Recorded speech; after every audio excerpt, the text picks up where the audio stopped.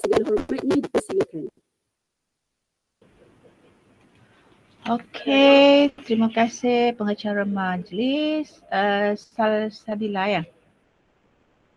Ya, Doktor. Okey, saya akan bercakap tentang TS25 lah ya, kalau ikut slot saya. Yang ada, yang boleh kita guna pakai masa awak praktikum nantilah ya. Okey, kalau kita tengok slide saya, okey, dasar program TS25. Biasa dengar tak TS25, TS25? Biasa. Biasa dengar tak? Biasa kan pergi sekolah praktikum, kalau tengok ada sekolah yang TS25, dia ada tulis dia punya apa, bila kita masuk sekolah tu kadang-kadang ada mercu tanda dia sekolah TS25, adalah gambar TS25, betul tak? Betul kan? Petang ni pukul 2 ni saya tak nak saya cakap sorang-sorang. Kalau saya cakap sorang-sorang nanti ada yang dah bertebaran di muka bumi kat mana tak tahulah. Tadi dah tengok cerita pasal Palestin kan. Saya pun tengah sonok-sonok tengok, tiba-tiba dah tutup. Okay, so biasa tengok tak TS25 ni? Biasa dengar tak? Biasa. Biasa. Jawablah, budak seni pun ada dekat sini kan. Yang saya kenal pun ramai. Yang saya biasa mengajar ada 29 orang. So bagi respon ya. Okey, so kalau kita tengok TS25 ni, dia dah dilaksanakan ke seluruh sekolah lah. Kalau ikutkan dia sampai 2025 tapi bermula 2023, semua sekolah telah pun diangkat sebagai sekolah TS25. Okey, mana slide saya? Slide yang pertama. Kalau kita tengok, mana Salsabila slide saya?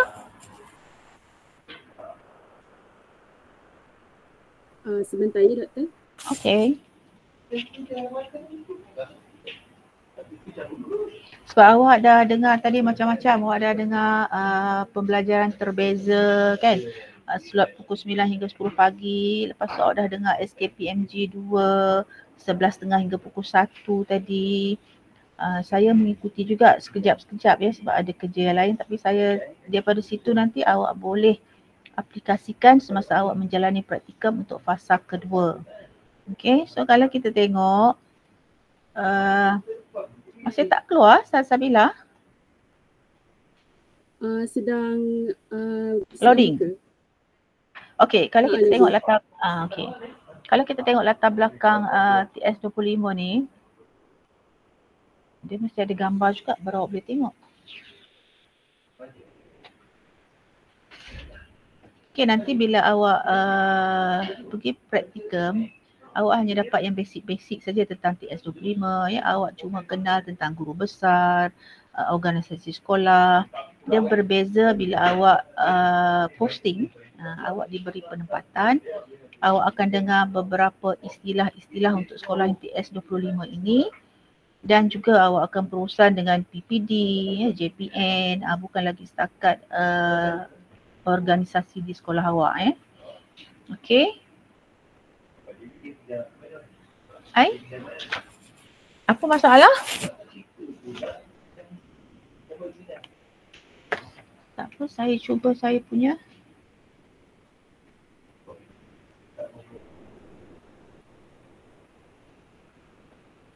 Siapa yang uruskan slide ni? Salsabila?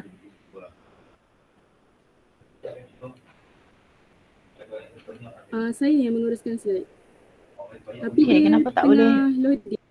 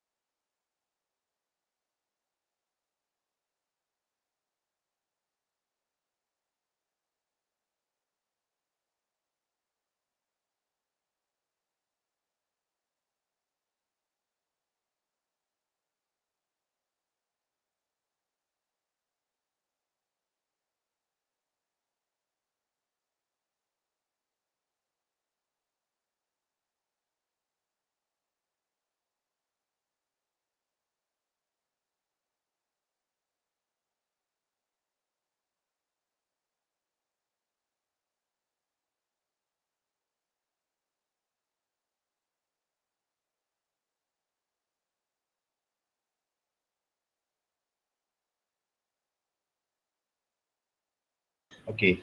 On kan?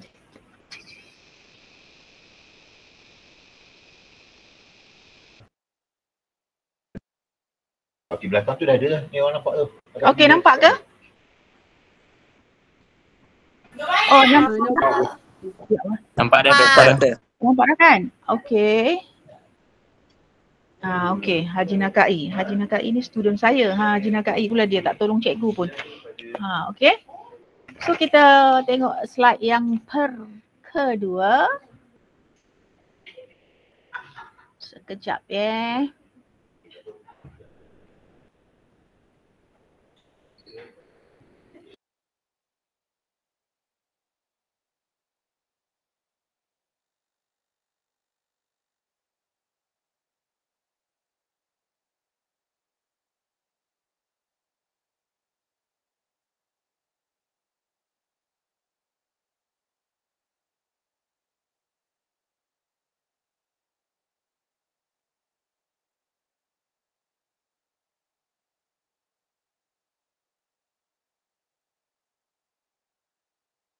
Sebab kat share screen kan?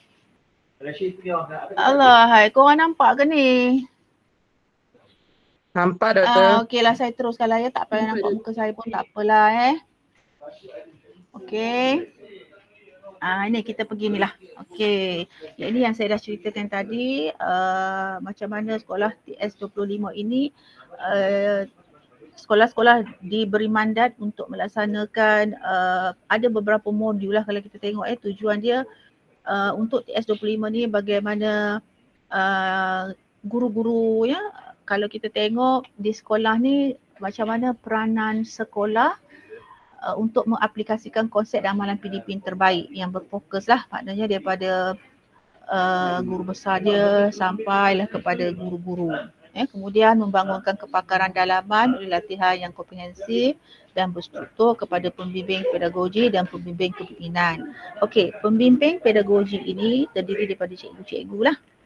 Maknanya daripada guru-guru pelatih, siswa guru sampailah kepada guru yang memang guru tetap. Dan pembimbing kepimpinan ini terdiri daripada guru besar dan juga penolong kanan, pentadbiran dan sebagainya. So kalau kita tengok, nanti saya akan pergi satu-satu secara ringkas, saya tak bagi secara detail sebab awak hanya diberi pendahat untuk macam mana corak TS25 itu di sekolah-sekolah. Okay. So yang ketiga, membangunkan persekitaran pembelajaran yang berkesan dengan mengutamakan kemenjadian murid. Jadi dia punya keyword untuk TS25 ini adalah kemenjadian murid. So macam mana nak dapat kemenjadian murid ni? Dia ada beberapa faktor yang kita akan tengok sama-sama. Okay, yang ini modul-modul yang ada dalam program TS25 lah daripada. Slide tak bergerak. Tak bergerak? Dekat slide first lagi. Ya Allah ya Tuhanku.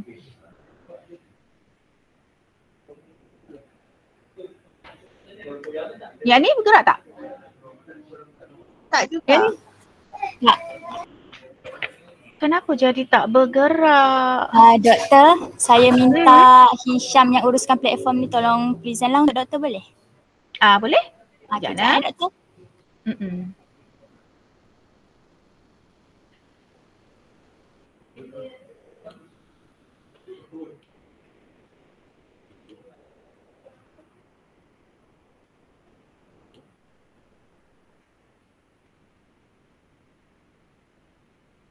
Saya stop presenting saya lah ya.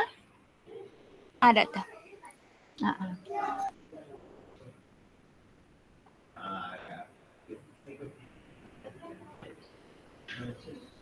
Okey dah. Okey, kejap doktor.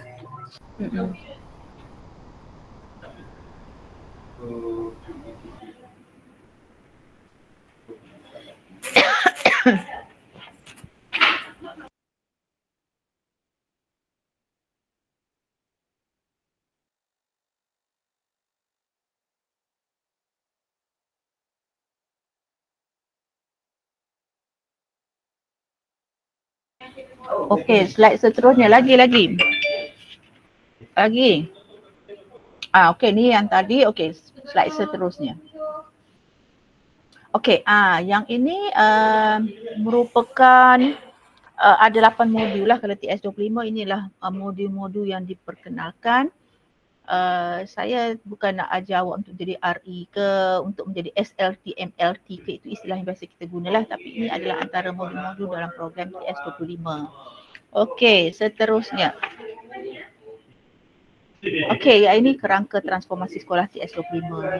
Okey, kalau kita tengok yang sini, awak tengok kan dia ada pemimpin berkesan. Pemimpin berkesan tu guru besar dia lah, guru besar dan juga penolong-penolong kanan dia. Okey, kemudian sokongan PIBG ni kalau kita pergi sekolah dia mesti ada PIBG, ada komuniti sekitar. Okey, kemudian guru berkualiti. Guru berkualiti tu anda semualah, bakal-bakal guru. Okey, jadi kalau kita tengok dekat sini ada dokumen standard kan, ada pengajaran dan pembelajaran bermakna, ada persekitaran, ada pentaksiran, ada pedagogi. Jadi kalau kita tengok dekat sini pemimpin berkesan ni, kalau sekolah TS25 awak akan jumpa beberapa istilah lah, kalau di sekolah. Okey, bila awak pergi mengajar di sekolah untuk praktikal, mesti awak akan buat RPH, betul tak? Kan? Awak akan buat RPH berdasarkan dokumen standard. Awak rujuk dokumen standard, awak rujuk rancangan mingguan, kemudian awak buat RPH.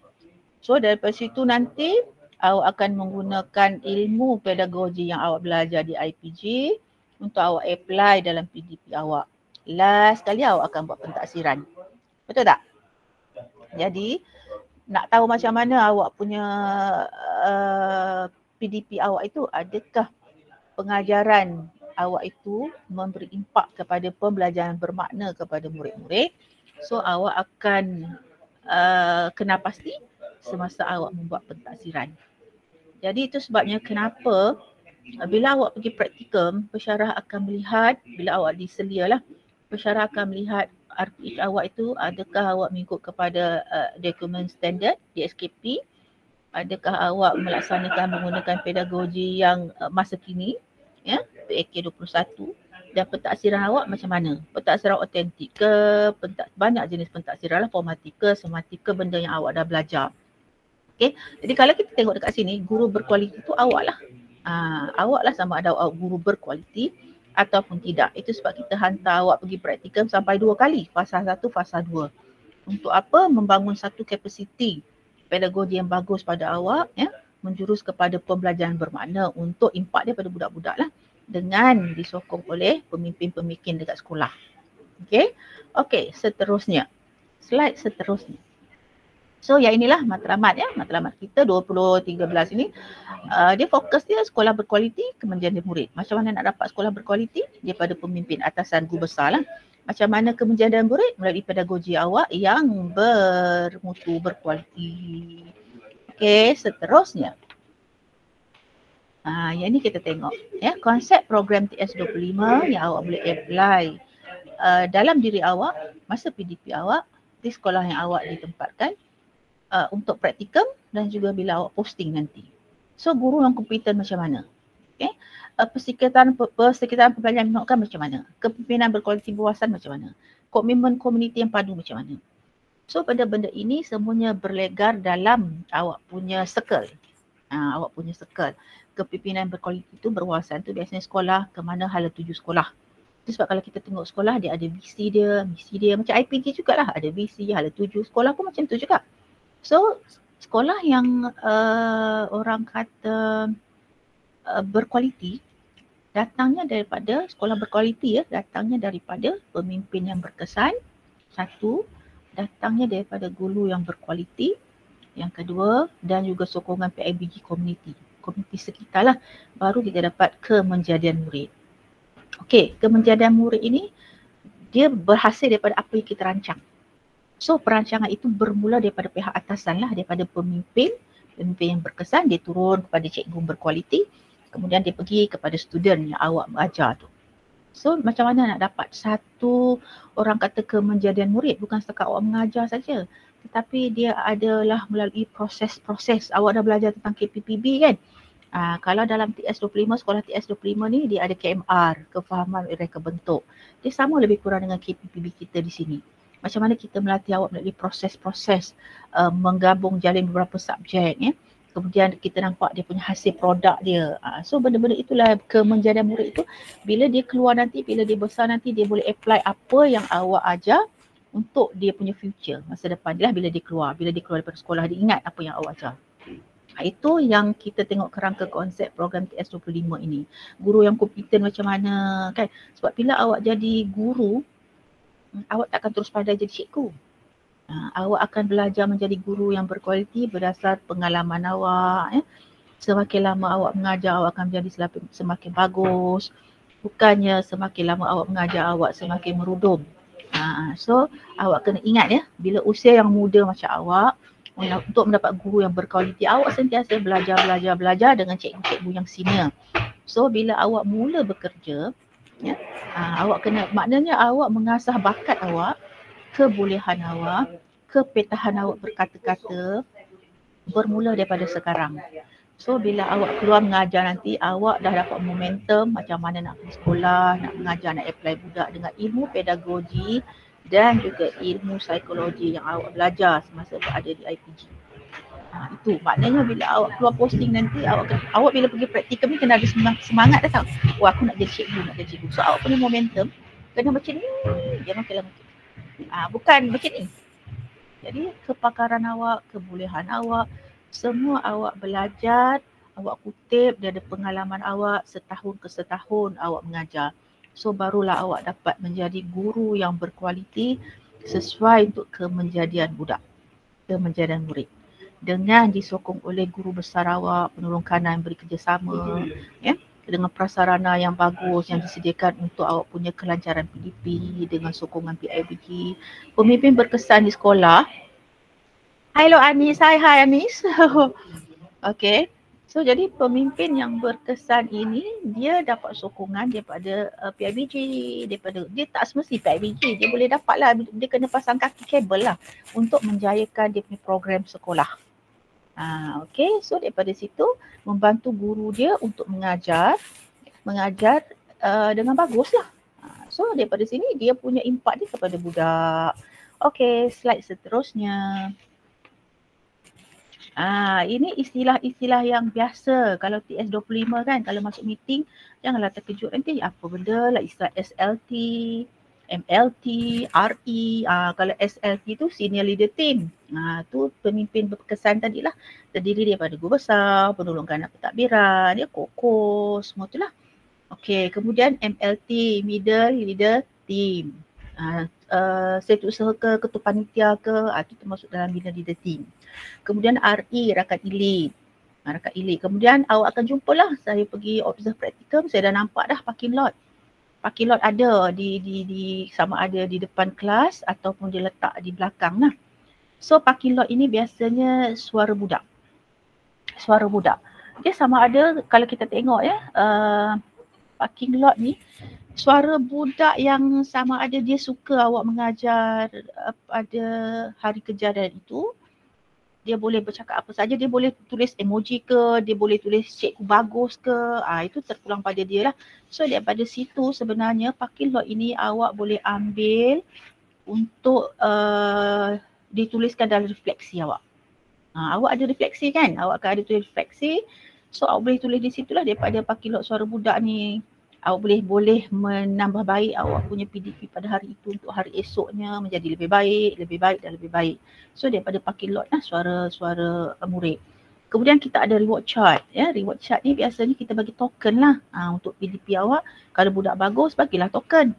Token tu sama ada awak buat, awak nak bagi manual ke apa ke, ataupun awak nak bagi dalam satu papan macam papan reward chart tu terpulang. At the end tu okey, awak kata yang ni pelajaran paling bagus, so awak akan bagi dia goodies ke apa ke terpulang pada awak. Cara awak nak meningkatkan dia supaya dia lebih berminat untuk mengikuti PDP, dia berminat untuk belajar dan sebagainya. Itu sebagai salah satu motivasi dah. Dan kalau awak dengar tadi, tak silap saya dalam surat SKPMG 2 tadi pukul 11.30 sampai pukul 1 ada guru sebagai pendorong, itu pun boleh juga. Guru sebagai pendorong ni macam-macam, sebenarnya macam-macam, nanti kita akan pergi dekat situ lah. Ya, okey. So traffic light yang bila ada kuning, ada kad kuning, merah, hijau. So kalau dia faham dia agak hijau, dia blur-blur sikit, separuh-separuh dia agak kuning. Kalau dia tak faham langsung dia agak merah. So benda-benda inilah yang kena awak kena apply benda itu supaya budak seronok. Awak tak bolehlah mengajar macam zaman-zaman saya belajar dulu. Chalk and talk je. Sekarang ni tak. Sebab kita ada PAK 21, kita ada kebat yang akan disampaikan oleh pegawai SSC Plus lah, Puan Anis Owida, sahabat saya tadi tu yang tak buat emoji macam ni tadi tu kan. So benda-benda itu yang macam mana awak boleh apply dalam PDP awak untuk mendapat satu proses PDP yang berkesan, yang memberi impak kepada murid, kemenjadian murid. So KMR yang saya sebut tadi, perintah ni untuk pemimpin lah, awak tak terlibat lah kecuali awak dah mengajar berpuluh tahun, esok barulah jadi guru besar ke dan sebagainya. Okay, next. Ini yang contoh traffic light lah, parking lot, ya, pembelajaran kooperatif semua ni. Okay, kalau kita tengok pembelajaran kooperatif ini, sebab awak baru, mungkin awak tak biasa dengan akronim PLC, ya, PDCA, awak mungkin tak, orang kata tak biasa dengan istilah-istilah macam tu. Tetapi kalau macam saya dah biasa benda-benda macam ni, kita dah bermain di mulut kita, meniti di mulut kita dah biasa sangatlah pembelajaran kooperatif ni, ya, kooperatif PLC, PDCA kan. So nanti awak akan belajarlah benda tu slowly, akan sampai waktunya awak akan didedahkan dengan perkara-perkara seumpama itu. Okay, so next. Yang inilah amalan pedagogi masa kini. Saya sentuh sikit, saya tak mau sentuh banyak, ya. Sebab Puan Anis nanti dia akan sentuh benda yang macam ni. Cuma bila awak mengajar, itu sebabnya kalau kita tengok, ya, macam PDCA saya sebut tadi. Okey, macam PDCA ni macam saya sebut tadi, dalam apa juga aktiviti yang awak laksanakan, tak kisahlah kuis ke, awak buat aktiviti bercerita ke, sebab awak punya klien, awak punya sasaran awak adalah pelajar murid sekolah rendah.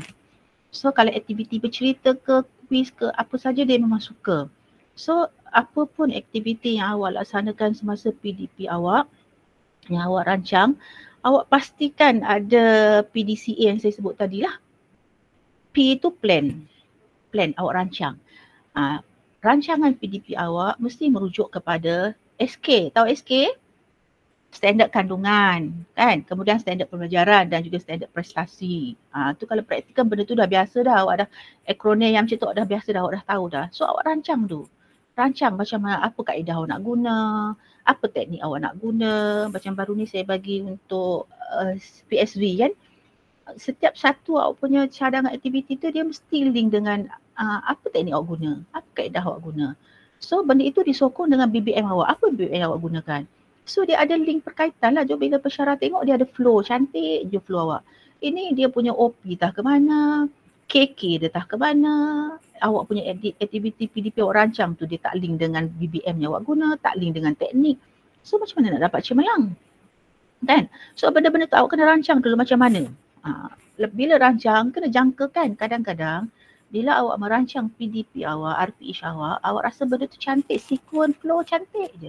Tetapi pada hari kejadian dia akan ada kekangan, dan awak pada hari kejadian perancangan awak itu tak sejajar dengan apa yang kesan yang dapatlah. Dia tidak, yang awak rancang tak semestinya jadi pada hari itu. So awak kena dah dalam kepala awak dah jangkakan masalah yang mungkin awak hadapi. Lepas tu kita plan. Lepas tu kita laksanalah laksanalah, ada awak rancang cantik, okey do. Masa awak buat laksana ni lah yang akan ada beberapa kekangan yang awak akan jumpa. Budak awak ni macam-macam kategori.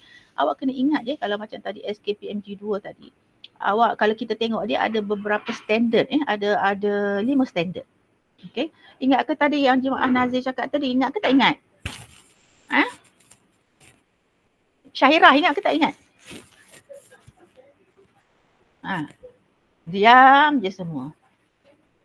Ingat ke tak ingat? Dia ada 5 standard. So awak ni yang guru ini dia standard yang keempat, pembelajaran dan pemudahcaraan.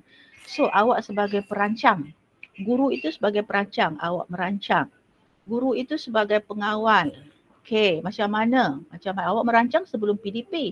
Itu yang saya kata model PDCA tadi. Awak rancang, plan, do, check dan action. Okey, check ni awak tengok refleksi dia lah. Dan action tu apa tindakan yang awak nak ambil selepas PDP awak selesai.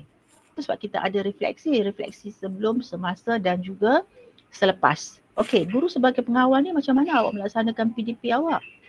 Guru sebagai pembimbing, guru sebagai pendorong, guru sebagai penilai. Jadi kalau kita tengok bila awak mengajar, kalau dalam TS25 ni dia ada amalan pedagogi masa kini, yang dalam borang awak ada amalan pedagogi masa ini. So awak tadi dah ada slot pembelajaran terbeza, betul? Betul tak? Betul, Doktor. Korang jangan tidur jangan malu kat IPG Campus Ipoh dengan jemputan, penceramah jemputan yang tadi kan. So kenapa kita ada pedagogi terbeza? Sebab apa? Aiman. Sebab apa Aiman? Sebab apa kita ada pedagogi terbeza? Apa tujuan pedagogi terbeza? Awak pernah dengar multiple intelligence tak? Pernah, Doktor. Pernah. So kenapa kita ada pedagogi terbeza? Sebab apa? Pedagogi terbeza, pembelajaran terbeza ini dia menyumbang kepada pembelajaran bermakna. So sebab apa? Sebab apa kita perlu ada pedagogi terbeza? Awak tak boleh layan semua budak tu. Sebab itu kalau kita tengok dalam BSKP ada jumpa murid MBK tak? Istilah MBK. Murid apa faham. Ada kan? So sebab apa? Sebab apa kita kena apply, kita kena aplikasikan beberapa elemen ataupun komponen pedagogi dalam PDP kita.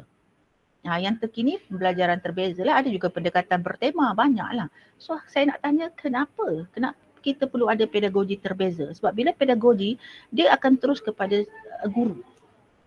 Sebab pedagogi itu sendiri dia dah menunjukkan macam mana awak mengawal kelas, macam mana awak menyampaikan ilmu pengetahuan, macam mana awak memberi satu input kepada budak awak ke, motivasi ke, semua pedagogi itu. Istilah pedagogi itu sendiri dah merujuk kepada benda-benda itulah, term-term yang itulah. Maknanya macam mana gaya, pola pengajaran awak, macam mana awak melihat pola pembelajaran budak awak pula. So bila awak dah nampak pola pembelajaran yang berbeza dalam kalangan student awak, sebab budak ni dia punya aras kebolehan tak sama. Dia berbeza. So sebab itu kita perlu ada pedagogi terbeza, pembelajaran terbeza. Budak A lain, budak B lain. Saya mengajar awak dalam kelas pun kadang-kadang lain kan. Saya pergi observe awak pun kadang-kadang lain. Cara approach awak dengan budak pun lain. So sebab apa kita perlu ada pedagogi terbeza? Siapa nak jawab? Sebab apa? Sebab nak elakkan nak elakkan apa? Nak elakkan budak apa? tu tertitik daripada pelajaran yang dia ajar. Ya, satu kita nak meraihkan budak itu, guna istilah meraihkan, kalau budak bahasa Melayu dia tahulah. Kita nak meraihkan budak kita supaya dia tidak rasa dia dipinggirkan kan. Dia tidak rasa dia dikecualikan dalam bilik darjah tu. Kita melibatkan dia dengan aktiviti. Tapi dalam konteks yang berbeza, mengikut pedagogi yang berbeza, pembelajaran yang terbeza. So macam-macam kaedah boleh guna. Lagi sebab apa? Kebolehan murid yang berbeza. Kebolehan murid yang berbeza. So maknanya kita nak bila kita buat pedagogi pembelajaran terbeza ini, maknanya kita meningkatkan kesedaran potensi murid itu. Dia ada kelebihan kat sini, dia kurang kat sini, dia ada. Sama juga dengan awak. Bukan semua awak ni walaupun dah masuk fasa kedua, awak boleh mengajar dengan bagus. Kalau tidak, tak adalah seramai berapa ratus orang unit B ni hanya berapa je calon cemerlang, rentasan cemerlang, betul tak? Tetapi seperti yang saya sebut tadi, kecemerlangan awak, kebolehan awak mengajar, kepakaran awak mengajar, dia akan bertambah berdasar pengalaman awak dari setahun ke setahun awak mengajar. Okay, so daripada situlah kenapa kita ada pedagogi terbeza tadi. Sebab kita nak salah satu dia juga untuk meningkatkan motivasikan diri untuk budak kita. Selain saya sebut tadi kan, untuk meraihkan dia, kita nak pupuk sifat kerjasama dalam kumpulan. Ada kumpulan yang ni dia macam pensyarah juga awak tengoklah, ada pensyarah yang dia punya majoring dia kepada PSB macam saya, suruh mengajar matematik, hancurlah kan. Ada pensyarah yang untuk bahasa Melayu, bahasa dia cantik, tak ada haru biru macam saya. So macam itulah, dia ada kepakaran masing-masing dan budak apa macam tu. So di mana kepakaran, dekat situlah awak tekan highlight kan. Itu yang kita menggunakan pedagogi terbeza. Ada orang bila dia belajar dia tak suka muzik. Ada orang yang sambil dia belajar dia suka muzik. Macam saya suka dengar muzik. Sebab kalau saya tak dengar muzik saya kosong, layang je. Mula-mula je dapat. Lepas tu tak ke mana-mana. Dah sampai ke mana, London semua sampai dah. So ada orang yang itu saya kata multiple intelligence. So yang itu yang awak kena pasti bila awak pergi ke sekolah. Ada budak yang nakal macam mana approach pendekatan. Ada budak yang dia slow learner macam mana. Ada budak yang memang dia fokus. Jadi awak macam mana awak nak pelbagaikan awak punya teknik kaedah mengajar itu bergantung kepada awak lah, sama ada awak strategi awak itu berpusat kepada murid dan bahan semata ataupun awak nak berpusat kepada murid, bahan dan aktiviti ataupun awak nak berpusat kepada diri awak seorang saja, kepada guru, terpulang pada awak. Tetapi kalau strategi awak berpusat kepada guru, habislah. Kan, so awak hanya mengajar untuk diri awak tidak ada dua hala. So di situlah macam mana awak merancang strategi awak, kaedah awak, teknik awak. Dia banyak sebenarnya kalau tengok. Itu pedagogi terbeza tadilah, pembelajaran terbeza. So kalau kita tengok murid sebagai pembelajar aktif, kalau kita tengok tadi kan masa awak dengar slot SKPNG 2 tadi. Kalau kita tengok murid sebagai pelajar aktif, macam mana nak mengaktifkan budak? Okay, macam mana awak nak mengaktifkan budak? Agak-agak macam mana nak aktifkan budak? Dia kenalah sejajar dengan apa? Pedagogi masa kini lah, kebatnya kan ada macam-macam, hot seat, ada think, pair, share, ada gallery walk, gallery tour. Ada buat tak? Ada buat tak? Ada buat ke tak ada buat? Ada. Stand and share, hot seat, mix and match, banyak sebenarnya awak boleh buat. Ada, kalau kita tengok yang dulu-dulu, yang tahun lepas saya tengok ada lebih daripada 50 aktiviti PAK 21. Tu nanti pun Anis Owida akan sentuh orang hebat tentang PAK 21. Hebat semua. So, okay, slide seterusnya. Ada soalan nanti lepas ni boleh tanya ya. Okay, ada soalan? Okay, so yang ini yang saya dah terang tadi lah. PBD tadi tak silap saya slot pukul 9, pukul 8 sampai 9 kan? Cik Haja Hasiah bagi kan? PBD. Kan? So PBD, PLC yang saya dah sebut tadi ya, ada beberapa elemen dia semua. Awak boleh tengoklah PDCA macam mana. Maknanya benda-benda macam ni kalau untuk praktikum fasa 2 ni saya rasa awak dah ada pengalaman ya, dah ada pengalaman masa fasa 1 hari tu. Boleh diberi nilai tambah untuk awak punya perancangan RPH awak ya, tengok di SKP dia macam mana. Sebab kadang-kadang awak ni baca di SKP pun tak berapa nak erti. So kena belajar dengan, tak tahu boleh tanya cikgu-cikgu di sekolah lah. So kalau yang awak boleh gunakan elemen TS25 ini untuk melancarkan lagi awak punya PDP, menggunakan beberapa instrumen daripada yang awak boleh buat sendiri. Banyak saya tengok masa saya pergi yang observe baru ni, unit W sangat bagus dia punya PDP. So saya rasa awak dah fasa 2 ni boleh lebih bagus lagi daripada dia orang lah. So kita tengok macam mana nanti awak nak apply yang elemen TS25. Memang awak tak biasa dengan TS25, cuma bila nampak di sekolah tu traffic light tu biasalah. Saya pergi sekolah pun nampak benda-benda macam tu. Cuma kekurangan awak adalah awak tidak pandai merancang apa kaedah yang sesuai, metod yang sesuai, teknik yang sesuai, strategi. Sebab kalau saya tanya strategi pun mungkin awak tak boleh nak jawab. Apa kaedah yang sesuai, teknik. So benda-benda itu yang awak kena apply dalam PDP awak lah ya. Dan jangan guna sehala saja PDP awak. Dan untuk satu kekurangan yang paling ketara kalau saya tengok, itu sebab kita ada traffic light awak gunalah traffic light itu. Satu yang kekurangan yang paling ketara ialah kawan kelas awak. Ada yang saya tengok bila kawalan kelas awak menunjukkan budak tidak bersedia untuk belajar, awak tetap juga teruskan PDP awak sebab awak bergantung kepada set industri awak ikut sangat awak punya RPA. So pastikan bila awak mengajar, sebelum memulakan PDP awak, pastikan kawalan kelas budak dah bersedia. Itu sangat penting. Budak dah bersedia, bawa pergi set industri. Selagi budak tak bersedia, awak kena tunggu. Dan macam mana kita nak bagi budak fokus dalam kelas? Dengan mempelbagaikan aktiviti di dalam kelas. Awak mengajar biasanya 1 jam. Ya, tak kisahlah sejarah ke, seni ke, yang nak pergi ni RBT ke, semua 1 jam. Dan dalam tempoh 1 jam itu, awak boleh rancang banyak benda, banyak aktiviti yang awak boleh rancang. Dan setiap satu aktiviti itu tak payahlah laju-laju, ini laju-laju sangat. Sampai tak faham apa benda yang awak nak sampaikan. So biarlah benda itu terancang, memberi impak yang tinggi ke arah kemenjadian budak. So budak faham. Bila kita ni, kita macam tadi kan kita dah tengok TP macam Cik Haji Hasih ada sebut tadi TP tahap penguasaan budak. Kan TP1, TP2 sampai TP6. Kemenjadian itu kita nampak itu sebab bila kemenjadian budak ini pembelajaran bermakna, kita letak level yang sangat tinggi TP6. Maknanya penguasaan dia TP6 tu maknanya ranking yang paling tinggi lah. Sebab apa? Awak akan merancang untuk dia capai yang TP6 tu. Yang awak nak budak awak dapat. Itu dia sebenarnya kalau kita tengok TS25 tu, awak merancang tu yang tinggi-tinggi. Awak tak boleh, sebab kita ada pedagogi terbeza. Supaya sama-sama dapat TP6 tu. Walaupun kadang-kadang cikgu di sekolah, kalau awak tanya cikgu-cikgu senior, dia takut nak bagi TP6 tu. Tetapi awak boleh cubalah dengan cara gaya macam mana pola pengajaran awak menggunakan pedagogi terbeza tadi disulami dengan aktiviti yang menjurus kepada kebat dan juga pendidikan abad ke-21. So itulah dianya kesimpulan daripada saya. Macam mana awak nak dapat budak yang berkualiti, guru itu perlu berkualiti terlebih dahulu. Kerana awak kena ingat satu yang saya pegang sampai sekarang, murid-murid kita itu adalah cerminan diri kita. Kalau budak awak menjadi, kemenjadian murid itu awak nampak, maknanya dia daripada diri awak lah.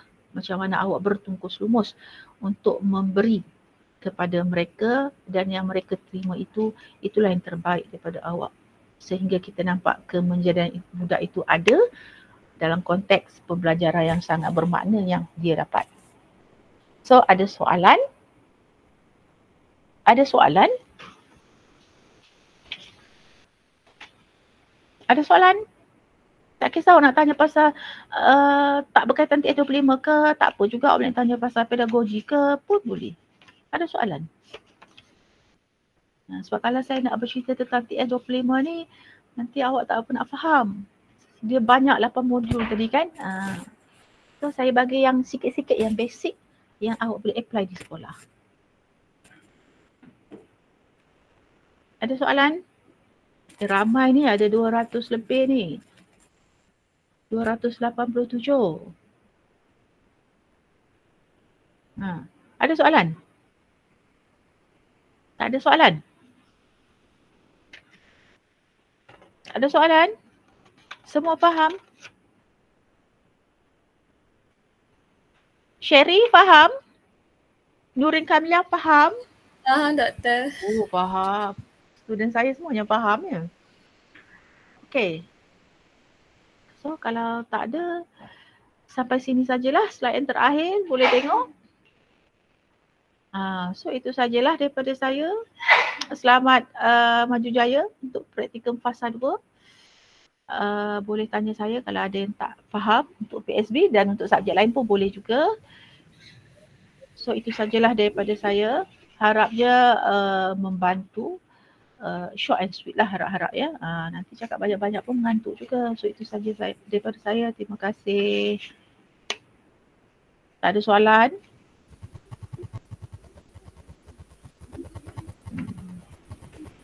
Thank you.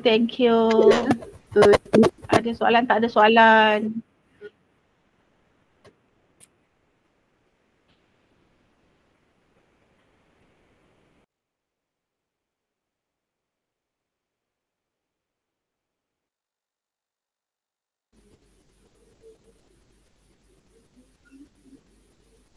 Setinggi-tinggi penghargaan dan ucapan terima kasih diucapkan kepada Dr. Siti Hayati binti Muhammad Yusof kerana sudi meluangkan masa dan berkongsi ilmu yang sangat bermakna bersama kami pada hari ini.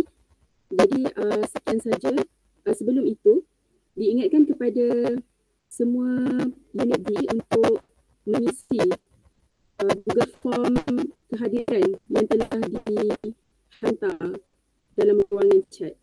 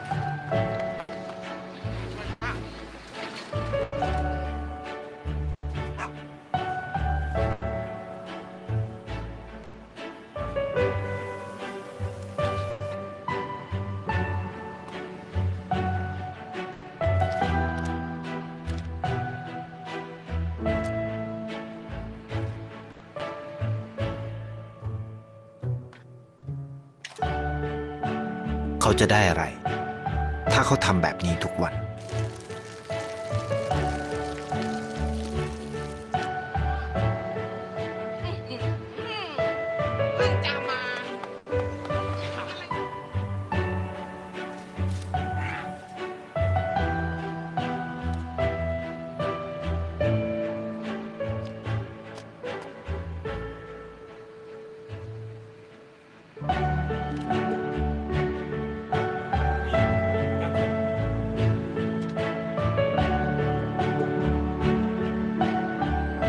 เขาจะไม่ได้อะไรเลยไม่ได้รวยขึ้นไม่ได้ออกทีวีไม่มีใครรู้จักไม่ได้มีชื่อเสียงที่มากขึ้น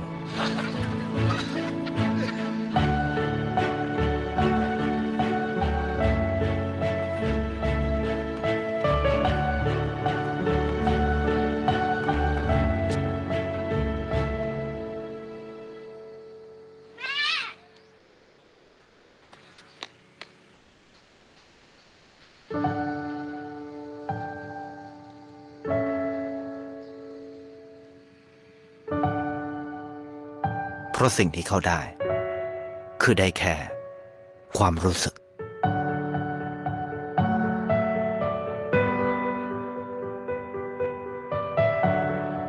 ได้เห็นความสุข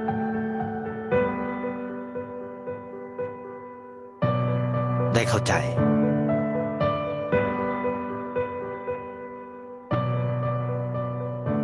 ได้ความรัก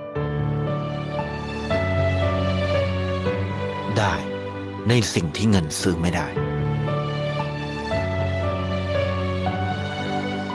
ได้โลกที่สวยงามกว่าเดิม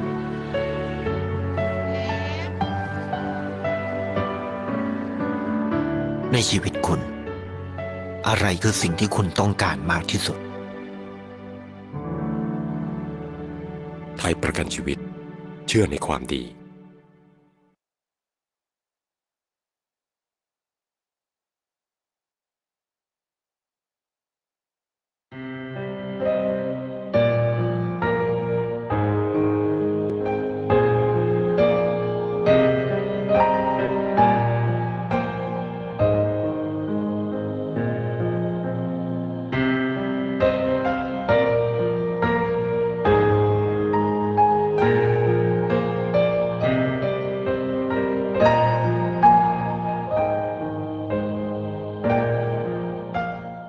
In the early years of school, a lot of kids would come up to me and tease me. Nick, you're not good enough. Nick, just give up. Nick, you're never going to get a job. You won't get married. You can't even hold your wife's hand. What kind of a father are you going to be if you can't even pick up your kids when they're crying? You're alone. Sure, your parents hug you, but their hugs can't heal you. Just give up. Just give up. Just give up. Just give up. Just give up.